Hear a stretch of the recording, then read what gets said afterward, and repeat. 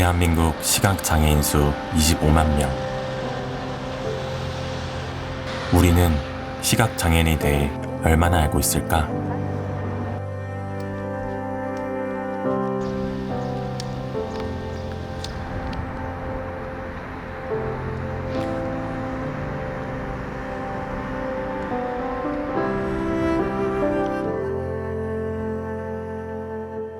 저는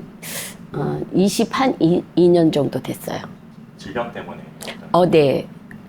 수술 후유증인 거죠. 네.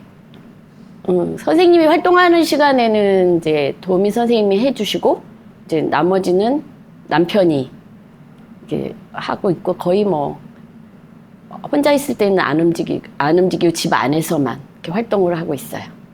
가방에 항상 지팡이는 들어가 있고요. 그 다음에, 제가 갈 수 있는 데는 저희 아파트 현관까지 하고, 이제, 나머지는 이렇게 옆에 턱을 이렇게 발로 이렇게 더듬어 가면서 이렇게 갈 때가 있죠. 거의 외출을, 혼자 있을 땐 외출을 안 해가지고, 지금 새로 짓는 곳은 다 점자 블럭이 있어요. 그래서 그게 이렇게 발로 이렇게 해가지고 이렇게 감각으로 해서 이렇게 다니는데, 단점은 이렇게 구건물 같은 경우는 그런 상황이 없는 거죠. 그래서 잘못하면 계단에서 넘어질 때도 있고 굴를 때도 있어요. 그래서 낯선 곳에 갈 때는 조금 좀 불안해하는 부분도 있어요. 지금 엘리베이터는 이제 점자로 해서 저희 올라가는 층을 이렇게 누르고 있고, 아니면 소리를 내주잖아요. 그러니까 뭐 1층이면 1층, 아니면 뭐 15층이면 15층 이렇게 읽어줘서 이렇게 해서 하기는 하는데, 근데 그게 음성이 지원이 안 되는 엘리베이터는 그 주변 같이 이렇게 동승하시는 분한테 도움을 받죠. 좀 눌러주시겠습니까? 이렇게 해갖고 눌러주시면 이제 제가 내리거나 이렇게 하는 거죠. 제 경험에서는 그렇게는 없는데, 그 화살표도 점자로 이렇게 나와 있어요. 근데 그게 제대로 안 돼서 한 번은 이렇게 미로처럼 헤맨 적은 좀 있죠. 그게 이게 병원 쪽도 좀 가끔가다 그게 있어요. 저희 아파트 이제 주차장 쪽에서나 그런 쪽에 이정표가 좀 그런 부분이 있고요. 그렇게 있고, 이제 지상으로 다닐 때는 이제 문제는 안 되는데, 지하로 다닐 때는 그 옆에 이렇게 봐야 되는데 그런 게 정확하게 안 되어 있어서 이제 이게 좀 많이 힘든 거죠. 그러니까 정환인이 다녀도 이렇게 막 저기 막 우왕좌왕하게 되는 것 같아요. 그리고 병원도 그게 잘 되어 있으면은 그 정확하게 무슨 과를 가면 하는데, 병원에 아마 그게 한번 좀 헤매신 분이 있는 것 같아요. 얘기 듣기로는. 주위를 걷다 보면 생각보다 많은 시각장애인을 위한 것들이 존재했다. 통행로의 점자 블럭들과 계단 손잡이에 있는 안내 표시판, 화장실 앞에도 점자는 존재했다. 그들에게는 이 모든 것들이 눈을 대신하여 주고 있었다. 저는 음료수는 모르고, 라면이 그렇게 부을 수 있는 선까지 점자가 찍혀져 있는 게 요새 나오는 것 같더라고요.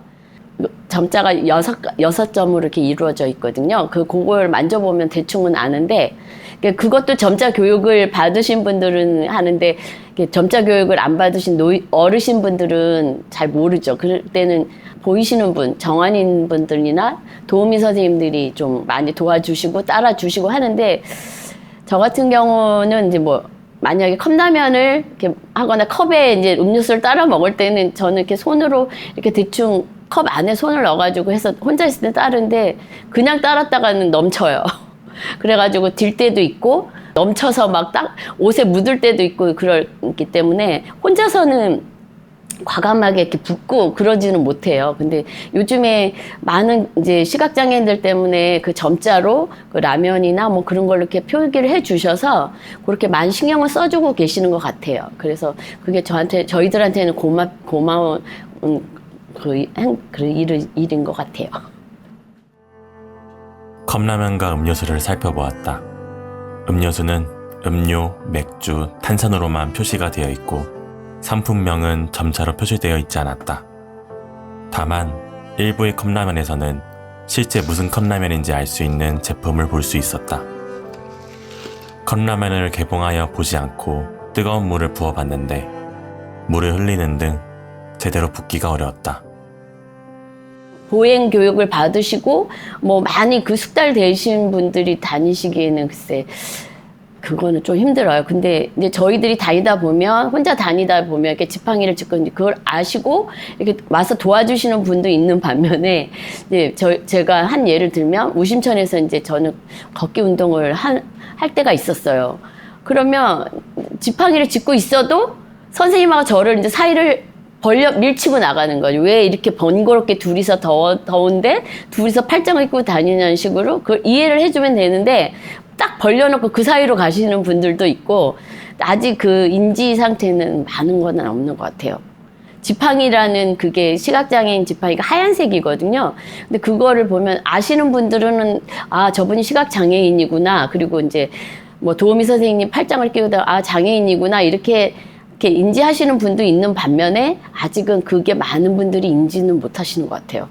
왜냐면 저 같은 경우도 지금 표시가 안 나잖아요. 눈에서 온 게 아니고 신경에서 온 거기 때문에 그러니까 시각 장애가 오는 분들이 여러 가지예요. 당뇨에서 오시는 분들, 이렇게 망막 변형, 색소 변형, 뭐 그런 쪽에서 오는 분들, 그리고 뭐 태어날 때부터 이렇게 한 3살, 6살부터 온 분들은 이렇게 눈을 보면은, 그 눈동자를 보면은 안다고 그러더라고요. 근데 저 같은 경우는 지금 뇌신경 쪽에서 온 거라 표시가 안 나요, 눈에서는. 그래서, 저분 보이는 분 아니냐, 왜 보이는데 안 보이는 척 하냐, 이렇게 하는 분들도 있어요. 그러니까 아직 조금만 주시해서 보시면 걸음걸이가 약간 어눌하기 때문에 아실 텐데, 우리 보편적으로 보면 그걸 넓게 보여주셔야 되는데 그걸 안 봐주시기 때문에 이해를 못 하시는 분들도 좀 있죠.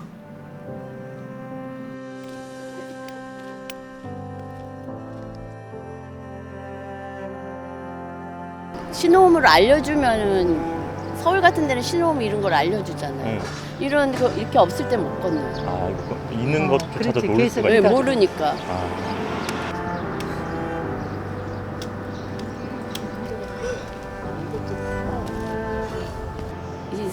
저희들이 살아가는 사회는 함께하는 사회잖아요. 장애인들을 조금 배려해 주신다면 그 킥보드나 자전거 그 위치를 좀 잘 이렇게 배려해 주시면 정말 감사할 것 같아요. 왜냐하면 이게 저희들은 흰지팡이가 선생님이 안 계실 때는 저희 이게 눈인데 이렇게 치고 가다가 하면 같이 이 지팡이가 자전거에 걸렸을 때는 같이 넘어지면 큰 사고가 나고 상처를 입기 때문에 같이 좀 배려라는 그 단어를 생각하시고 같이 이렇게 제대로 주차해 주시고 좀 정렬하게 해 주시면 저희 장애인들이 좀 다니기가 좀 좋을 것 같다는 생각입니다.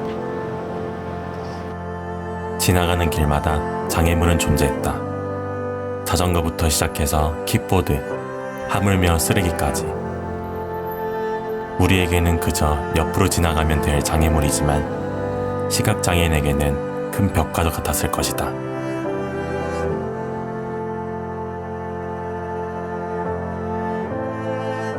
대한민국 시각장애인 25만 명. 그들도 우리와 함께 살아가고 있다.